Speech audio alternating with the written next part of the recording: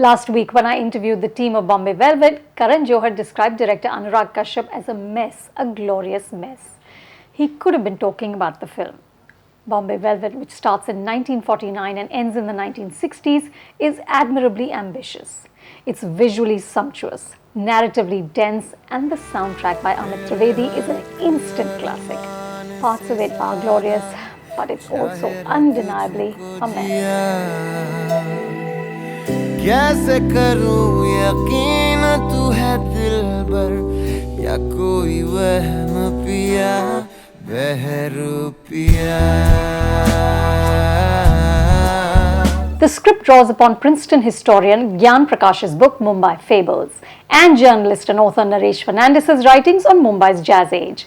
Anurag and his co-writers, which include Prakash and director Vasan Bala, layer this with references to James Cagney and the American gangster films of the 1930s, film noir, films like LA Confidential and Chinatown, which tell the backstories of cities and, of course, Mumbai's own colorful history. So prohibition, tabloid wars, real estate scams, the creation of Nariman Point are threaded into the plot. Mumbai, like most great cities in the world, is built on corpses and corruption. At the center of this tangled web is the love story of Johnny Balraj, played by Ranbir Kapoor, and Rosie Nerona, played by Anushka Sharma. He's freaked out. She's a nightclub singer. Both have been damaged by abusive childhoods. He, more than anything, wants to be a big shot.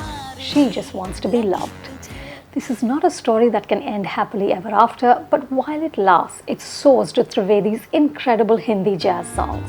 Neeti Mohan's voice is absolute magic.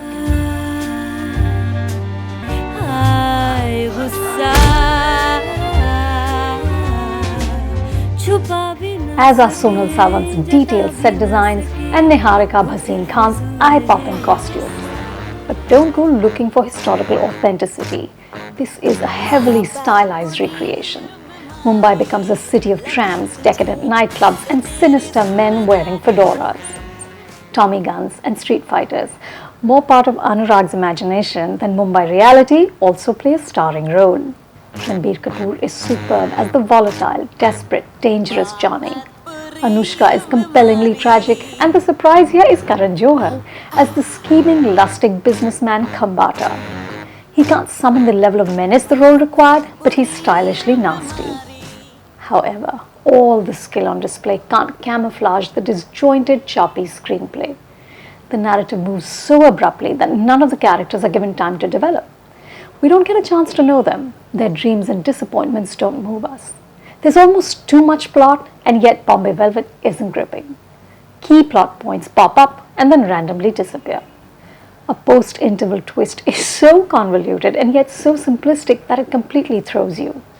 The climactic sequence has power and poetry, but it feels like it's too little, too late. Bombay Velvet had the potential to be the definitive Mumbai noir. There's enough talent here for 10 films. The crew includes directors like Vikramaditya Motwani and Vikas Behl, who've co-produced the film, and Martin Scorsese's legendary editor, Thelma Schoonmaker. There's also real passion and sweat. But alas, the center does not hold. I'm going with 2.5 stars. If you want to see my previous videos, go here and hit that button below to subscribe to Film Companion and get your film fix.